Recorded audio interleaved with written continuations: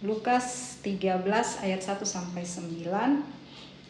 Pada waktu itu datanglah kepada Yesus beberapa orang membawa kabar tentang orang-orang Galilea yang darahnya dicampur Pilatus dengan darah korban yang mereka persembahkan. Yesus berkata kepada mereka, "Sangkamu orang-orang Galilea ini lebih besar dosanya daripada dosa semua orang Galilea yang lain karena mereka mengalami nasib itu? Tidak, kataku kepadamu. Tetapi jikalau kamu tidak bertobat, kamu semua akan binasa dengan cara demikian. Atau sangkamu ke-18 orang yang mati ditimpa menara dekat Siloam lebih besar kesalahannya daripada kesalahan semua orang lain yang tinggal di Yerusalem? Tidak, kataku kepadamu. Tetapi jikalau kamu tidak bertobat, kamu semua akan binasa dengan cara demikian." Kemudian Yesus menyampaikan perumpamaan ini. Seseorang mempunyai pohon ara yang ditanam di kebun anggurnya, dan ia datang untuk mencari buah pada pohon itu, tetapi ia tidak menemukannya. Lalu ia berkata kepada pengurus kebun anggur itu, "Lihatlah, sudah 3 tahun aku datang mencari buah pada pohon ara ini, dan aku tidak menemukannya. Tebanglah pohon ini. Untuk apa ia hidup di tanah ini dengan sia-sia?" Jawab orang itu, "Tuan, biarkanlah dia tumbuh tahun ini lagi. Aku akan mencangkul tanah sekelilingnya dan memberi pupuk kepadanya. Mungkin tahun depan ia berbuah. Jika tidak, tebanglah dia." Amin.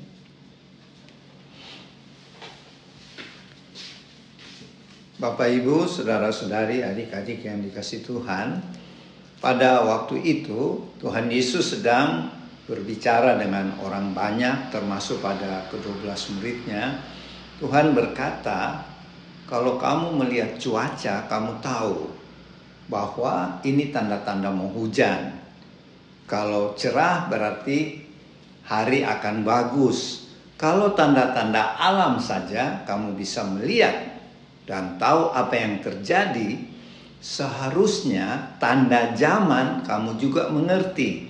Maksudnya Tuhan begini, Tuhan Yesus sudah datang ya sebagai Mesias, sebagai juru selamat, dan itu sudah dinubuatkan oleh para nabi. Itulah yang Tuhan Yesus maksud tanda-tanda zaman. Artinya Tuhan sudah menyadarkan mereka bahwa inilah aku, Mesias sudah datang. Kamu harus bertobat dari segala perbuatanmu yang tidak benar, dan percayalah, terimalah Sang Mesias, yaitu Tuhan Yesus sendiri. Dan pada saat Tuhan Yesus sedang mengajar itu, datang beberapa orang yang memotong pembicaraan Tuhan Yesus dan mengatakan bahwa ada orang-orang Galilea ketika mereka masuk, karena dikejar-kejar oleh tentara Pilatus ya, mereka masuk ke bait suci, dan pada waktu itu imam sedang melakukan persembahan ya, yaitu memotong anak domba, anak lembu untuk persembahan di mezbah ya. Dan ketika orang-orang Galilea yang dikejar oleh tentaranya Pilatus itu masuk di bait suci, orang sedang beribadah, para orang Galilea itu yaitu golongan Selotes ya. Golongan Selotes itu adalah orang yang memberontak, mau melawan penjajah Romawi waktu itu. Dan salah satunya murid Tuhan Yesus yang disebut Simon orang Selotes ya.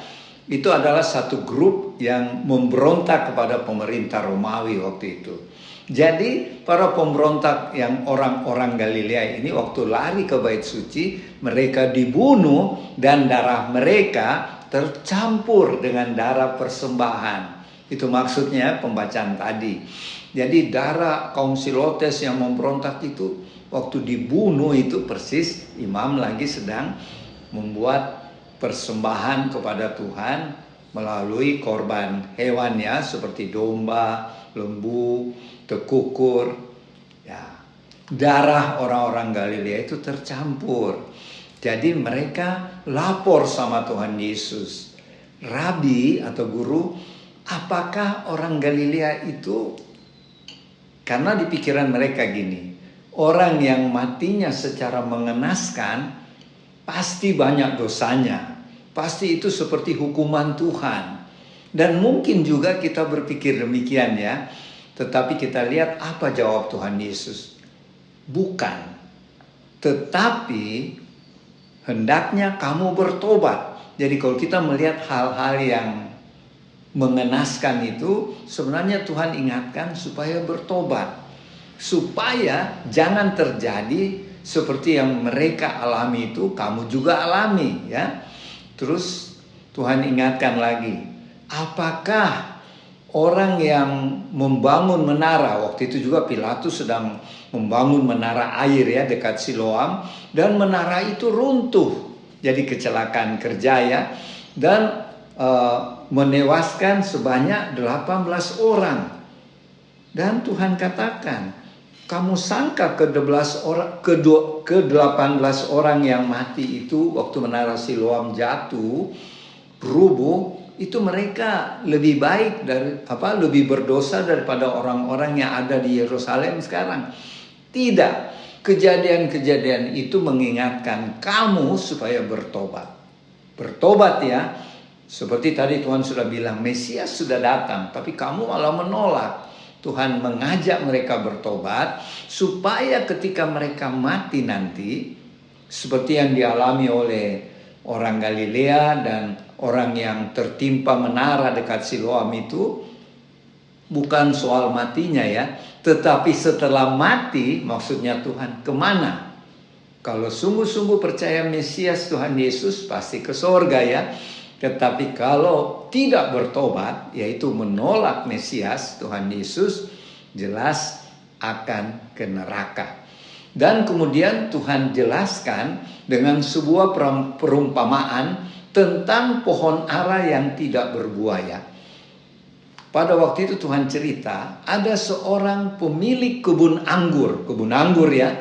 Dan di dalam kebun anggur itu ada ditanam sebuah pohon ara. Ya, jadi pohon ara ini Bapak Ibu saudara-saudari adik-adik bukan tanaman asli Israel ya, bukan. Pohon ara itu asalnya dari Mesir.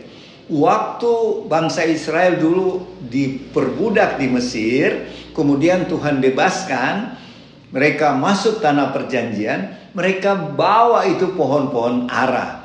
Jadi pohon ara itu asalnya di Mesir ya, negara Mesir, tanah Mesir, bukan di Israel. Kemudian mereka tanam di Israel, di tanah perjanjian, sehingga menjadi banyak ya. Pohon ara ini, Tuhan Yesus cerita dalam satu perumpamaan, ditanam oleh pemilik kebun anggur. Jadi di kebun anggur ya, sebab pohon ara itu kalau kita ke Israel banyak di pinggir jalan ya. Jadi pohon ara itu pohon yang umum di Israel ya. Nah, kemudian si pemilik kebun anggur itu datang melihat.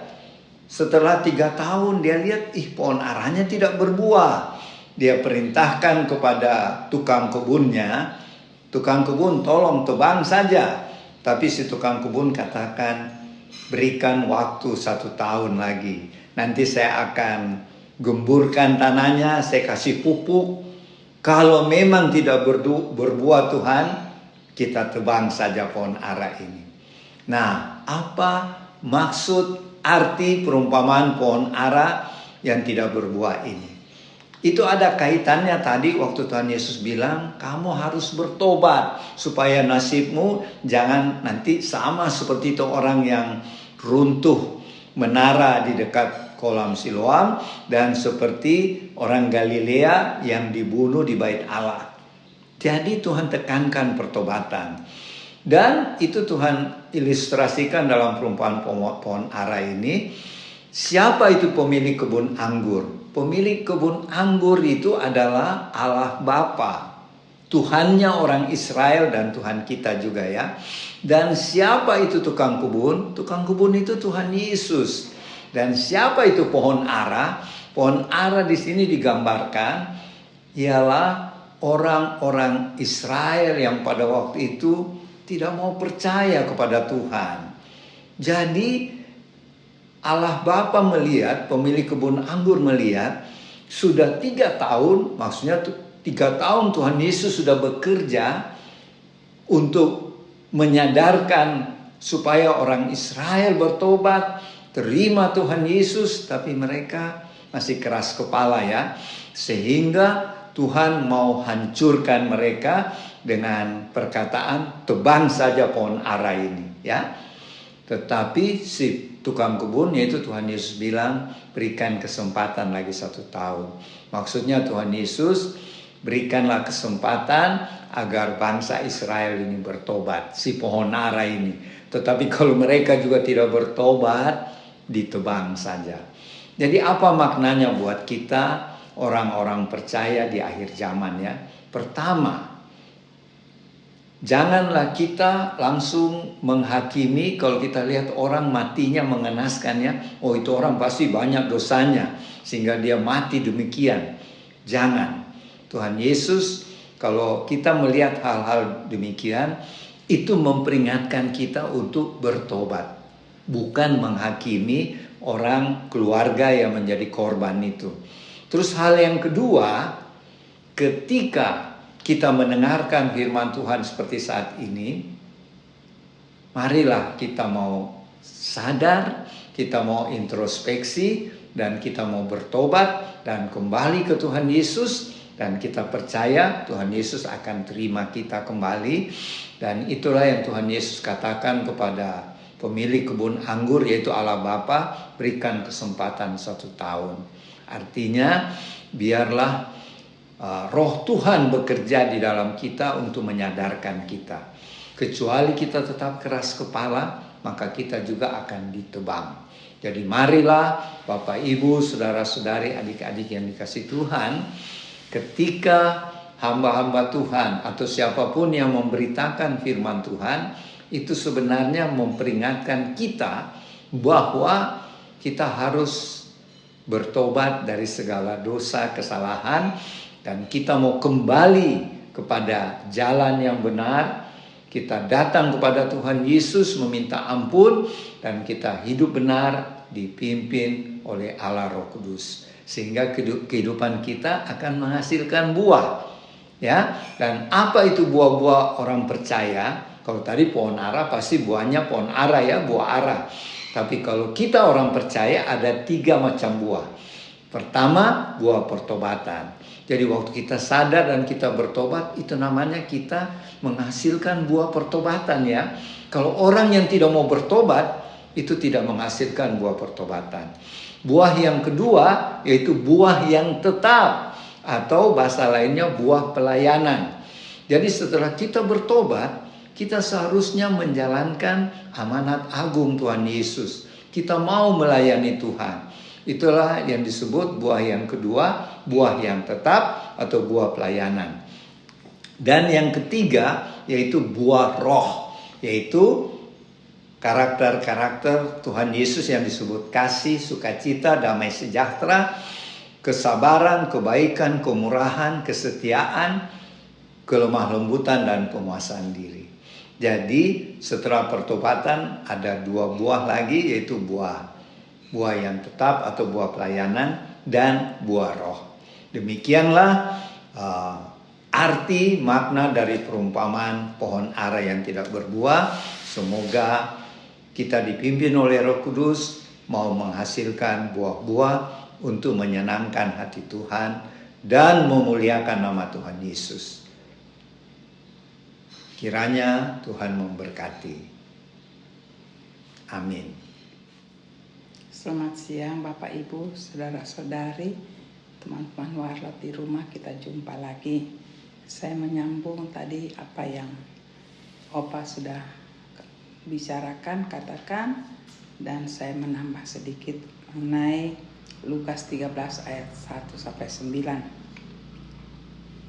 Pembacaan pertama adalah dosa dan penderitaan.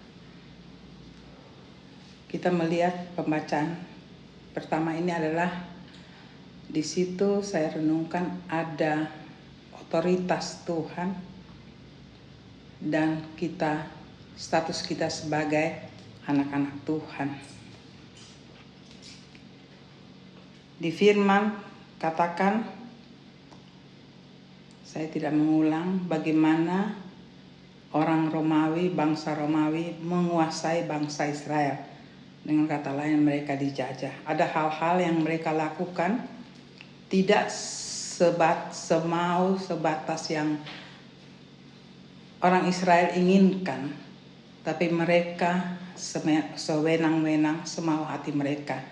Dan apa yang terjadi saat itu, saya tidak ulangi, Opa sudah katakan tadi sebelumnya, bagaimana status yang bangsa Israel terima pada waktu itu.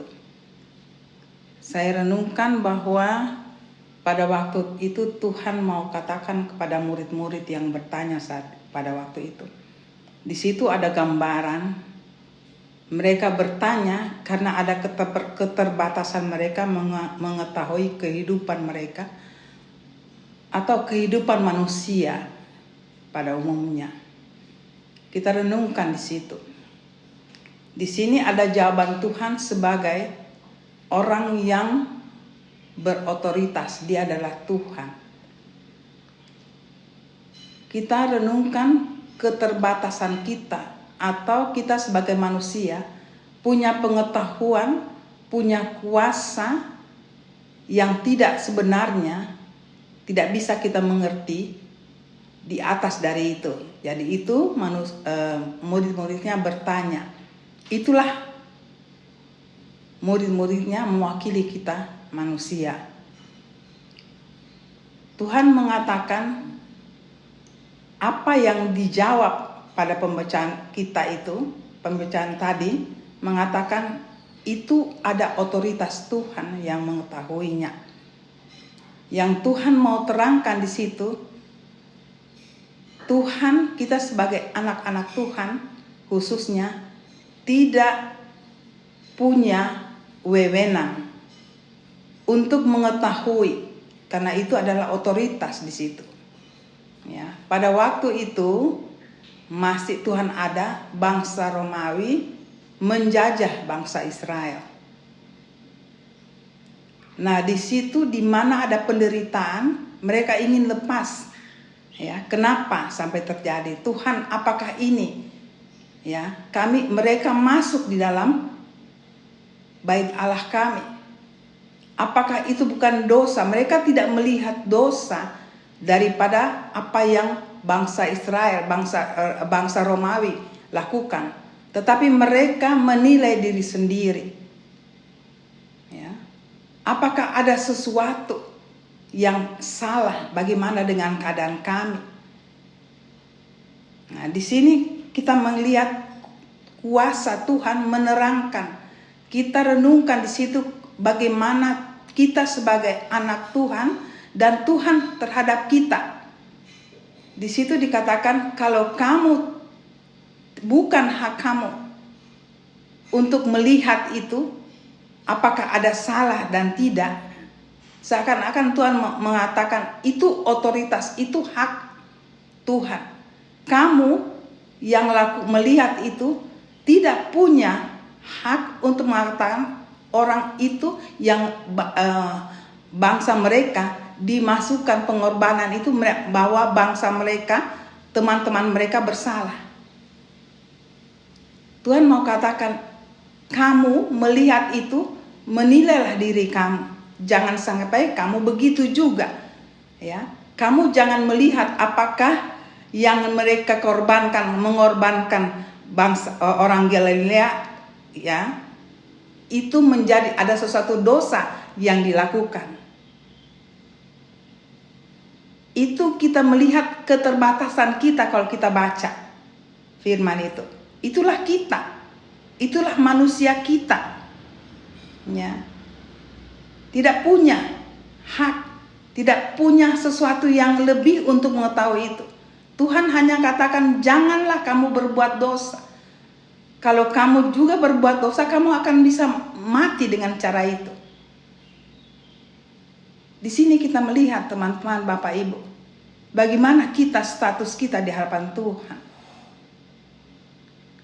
Ada hak kita untuk mengetahui yang Tuhan sudah berikan, Kita harus bertobat, lakukan yang kebenaran. Itu maksudnya di lain daripada penjelasan Tuhan.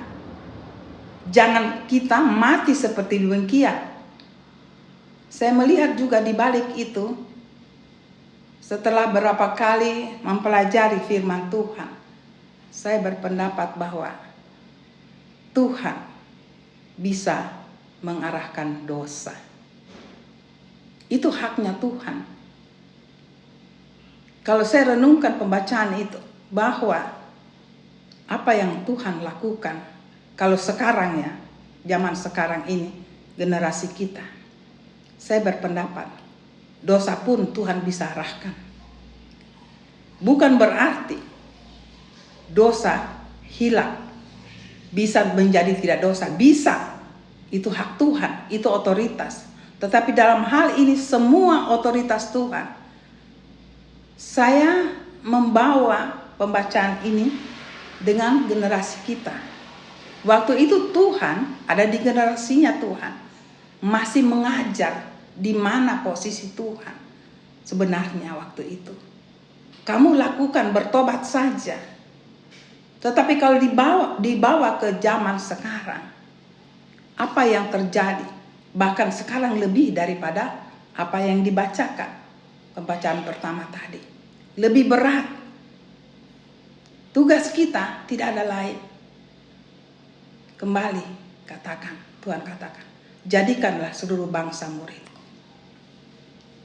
Kalau kita mau menjadikan seluruh bangsa yang Tuhan pekerjaan rumah bagi kita, anak-anak Tuhan, kita harus lebih dulu mengetahui pribadi Tuhan, status Tuhan dalam kehidupan kita. Ya. Kita harus lebih dekat dengan Tuhan, baru kita katakan, bisa jalankan, jadikanlah seluruh bangsa muridku. Di situ lebih dalam, kita bisa mengerti pembacaan ini lebih dalam. Kalau kita di bawah generasi kita, tidak ada hak kita mengatakan dosa dan tidak. Kita hanya menjalankan apa yang Tuhan mau. Jadikanlah seluruh bangsa muridku. Tapi pekerjaan rumah bagi kita, tugas. Kita harus tahu Tuhan. Kita harus tahu pribadinya. Dalam pembacaan apapun khotbah yang kami jalankan, tidak ada saya lari dari situ. Tetap kita harus dekat dengan Tuhan. Berusahalah kita tahu pribadi Tuhan. Maka apa yang terjadi di dunia ini kita tahu. Di mana fungsi kita, di mana kita bawa juga fungsi Tuhan di situ. Kita bisa berbicara di situ. Jadi apa yang Tuhan katakan di pembacaan ini, itu mengatakan otoritas.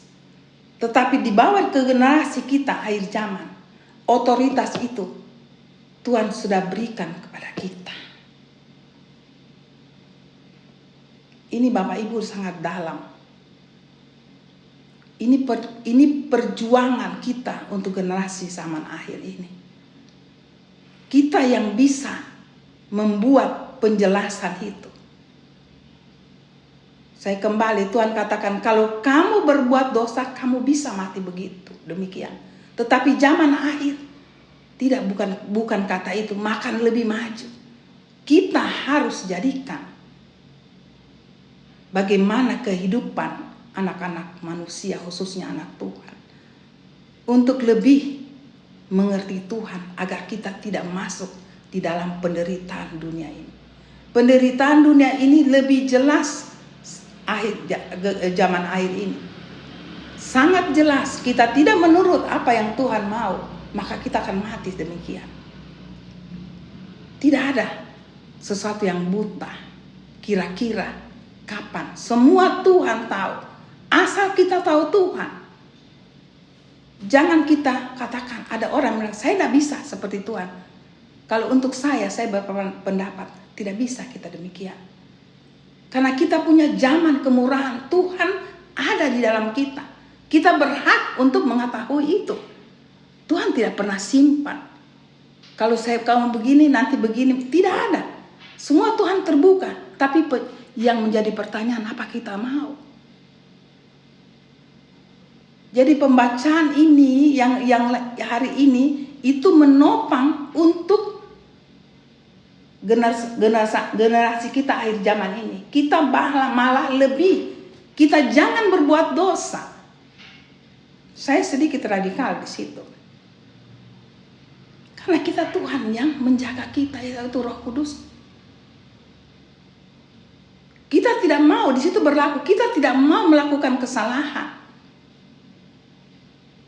Tetapi selalu daging kita itu berlaku. Ada di Perjanjian Baru. Saya mau lakukan ini, tetapi selalu. Itu surat-surat Paulus, saya tidak panjang di situ. Mari kita renungkan. Kita tahu mana dosa dan tidak. Mari Bapak Ibu. Kita hidup dengan Tuhan. Maka apa dosa dan tidak kita bisa tahu. Karena ada Roh Kudus. Ada Tuhan tinggal di kita. Jangan kita mati seperti yang pembacaan tadi. Kalau ini sekarang kita bawa, itu namanya kita mati sia-sia. Semua trik iblis kita bisa tahu. Kita harus tahu dan kita bisa tahu. Tetapi pertanyaan, apakah anak-anak Tuhan mau berjuang bersama Tuhan di dalam kehidupan ini? Sampai pada akhirnya saya berpendapat, kalaupun akhirnya kita mati seperti zaman yang kita baca ini, saya tidak mengatakan kita salah. Tapi itulah anak-anak Tuhan menjalani kehidupan bebas. Tidak ada dosa. Tuhan pada akhirnya yang menentukan kita di mana. Tetapi yang kita menjalani itu yang paling penting. Kita minta Roh Kudus bimbing kita. Karena Tuhan sudah tinggal di kita. Mana benar, mana tidak. Mana dosa dan tidak. Saya tambahkan untuk pembacaan pertama. Kata dosa tidak ada bagi anak-anak Tuhan akhir zaman. Dosa sudah dikalahkan di kayu salib. Kecuali kita ulang-ulang melakukan dosa dengan sadar. Dengan sadar. Kita sudah disadari tapi kita tidak mau. Karena enak. Ya. Dunia mempengaruhi kita. Keadaan dunia. Itu masuk kategori. Saya katakan itu dosa. Karena dengan sadar ulang. Jadi saya katakan Bapak Ibu. Jangan kita jauh dari Tuhan. Selalu undang. Saya ulang-ulang dalam pemberitaan firman. Jangan jauh dari Tuhan. Berat atau tidak. Ya, susah atau tidak. Itu ada jalan keluarnya di dalam Tuhan. Undang selalu Tuhan hadir di kehidupan pribadi dan rumah tangga. Itu paling penting. Maka pembacaan apa yang kita baca pada pertama itu tidak akan menjadi pertanyaan. Kita bisa tahu. Saya tidak ulang lagi. Saya renungkan. Saya minta Roh Kudus memberikan penjelasan yang lebih dan lebih lagi. Kita hidup sangat indah Bapak Ibu di akhir zaman ini. Asal kita mau. Kita melihat kehidupan ini sangat indah. Karena kita bisa terlepas dari sesuatu yang tidak baik. Sesuatu dosa.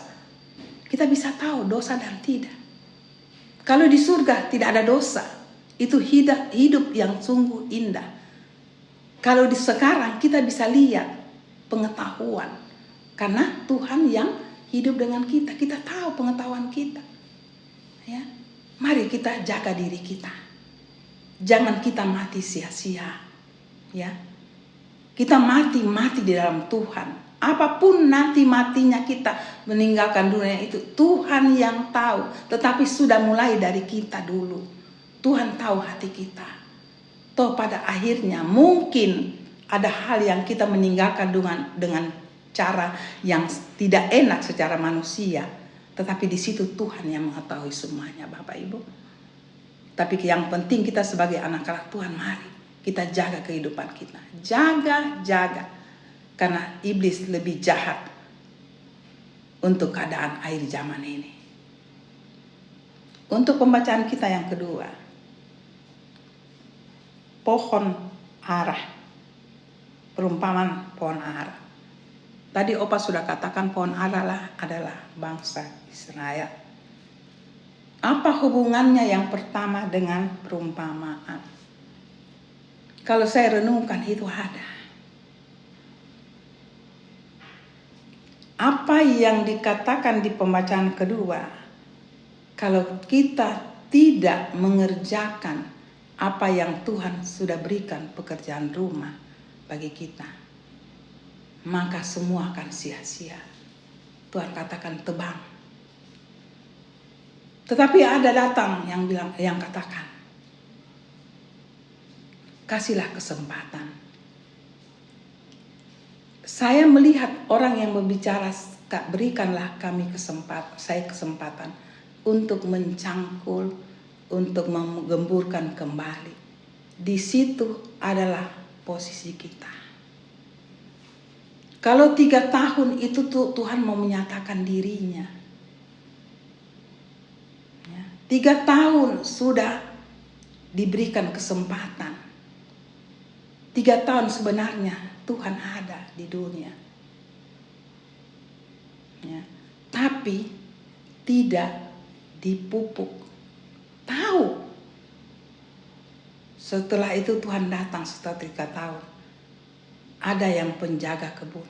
Sebenarnya kita di situ. Kita bisa berkomunikasi dengan orang yang punya kebun. Di situ masuk juga Tuhan Yesus, Roh Kudus. Kalau untuk saya punya pemahaman, berikan kesempatan kepada kami untuk berusaha menumbuhkan kembali. Berarti tukang kebun ini tahu, tetapi dia tinggalkan. Dia punya, tukang kebun punya otoritas. Berarti dia bisa tahu itu hidup kembali. Dan dia katakan berikan kami kesempatan. Mari kita renungkan Bapak Ibu. Posisi ini ada di kita. Kita kembalikan, gemburkan kembali, bangkitkan kembali. Ya, saya tidak panjang di situ. Ya, kalau kita panjangkan bagaimana menumbuhkan iman bla bla bla bla, ya, saya percaya Bapak Ibu di rumah tahu ini. Tetapi posisi penjaga kebun itulah kita dengan Tuhan Yesus Roh Kudus. 3 tahun, ya, sesudah 3 tahun Tuhan Yesus datang mau mengambil buah, tidak ada berbuah. Itu tanggung jawab yang punya kebun dan Tuhan berikan kami kesempatan lagi. Kalau dia tidak berhasil, mari tebanglah pun. Berarti yang paling bertanggung jawab adalah tukang kebun. Bapak Ibu, maaf karena ini saya perenungan saya. Mudah-mudahan Tuhan melengkapi apa yang saya katakan ini. Lebih jelas lagi di mana posisi Tuhan, di mana posisi kita. Karena kita generasi akhir zaman. Saya ulang-ulang, hidup kita harus berdampak. Kalau ada sesuatu, minta sama Tuhan. Adakah sesuatu yang saya belum menyadari apa yang saya harus buat sebagai pekerjaan rumah untuk menyenangkan hatimu? Minta. Ini termasuk salah satu bagian di dalam. Itulah perenungan saya. Tuhan datang. Sebenarnya Tuhan datang. Sudah dekat. Dia mau melihat. Kenapa Tuhan minta? Dia minta sama Tuhan. Kasih lagi setahun. Berarti makin dekat kedatangan Tuhan. Ada posisi-posisi yang Tuhan berikan kesempatan bagi kita. Asal kita dengan Tuhan, kita belajar hidup dengan Tuhan. Ya, Tuhan bukan saja kasih kita makan, pakai dan hidup, bahkan lebih dari itu. Ada posisi-posisi yang Tuhan berikan. Anakku kiri, kanan, muka, belakang. Itu berguna dalam kehidupan kamu. Jadikanlah bangsaku murid. Kehidupan kita yang menjadi contoh mereka melihat dunia bahwa kita pantas untuk bekerja bagi Tuhan. Itulah bagian 1 tahun. Berikan kami kesempatan. Tuhan masih memberikan. Bapak Ibu, saya percaya ini mungkin dalam banyak hal yang bisa kita dalami kalau perenungan ini. Saya percaya Bapak Ibu, Roh Kudus akan memberikan hal itu. Di mana posisi yang sebenarnya perenungan yang Tuhan mau buka bagi Bapak Ibu saudara-saudari di rumah. Setelah mendengar firman pada siang ini. Itu menjadi hal yang luar biasa pekerjaan rumah bagi kita. Pribadi, keluarga. Dengan beda-beda tetapi satu. Jadikan seluruh bangsa murid. Karena dia Tuhan Yesus tidak lama Bapak Ibu. Saya lebih waktu berikan kami kesempatan setahun lagi. Berarti itu ada yang Tuhan mau. Kita demikian. Jangan tinggalkan. Pohon itu tidak berbuah, tidak ada artinya. Semua ada yang dekat dengan kita. Asal kita dengan Tuhan, semua berguna, saya katakan. Semua tidak kebetulan. Satu tapak kita langkah, di situ Tuhan ada. Tidak ada yang kebetulan. Tidak ada yang kebetulan biasa manusia kalau yang enak. Tapi kalau yang tidak enak, oh itu kebetulan dah. Yang tidak kebetulan, kita katakan kebetulan ada dua. Karena salah kita, atau kita tidak berbuat salah itu datang. Mari kita renungkan itu bersama Tuhan di dalam kehidupan kita. Di situ kita akan radikal. Dan situlah pikiran kita sebagai anak-anak Tuhan. Tuhan itu ada di kehidupan kita. Tidak ada yang kebetulan. Berarti kita punya perjuangan. Menyatakan Tuhan di dalam kehidupan kita. Menyatakan kehadiran Tuhan di dalam kita melakukan setiap apapun yang kita lakukan. Itu semua isinya dari Tuhan. Hidup kita tidak sia-sia Bapak Ibu. Sampai akhirnya kita meninggalkan dunia ini menyenangkan hati Tuhan. Enak tidak enak, tetapi Tuhan ada di situ. Itulah gambaran dari pembacaan pertama. Tuhan yang menilai kita, Tuhan juga yang akan menghibur kita. Hanya itu saya percaya dalam nama Tuhan Yesus. Tuhan Yesus melalui Roh Kudusnya akan memberikan pengertian yang lebih lagi dari saya.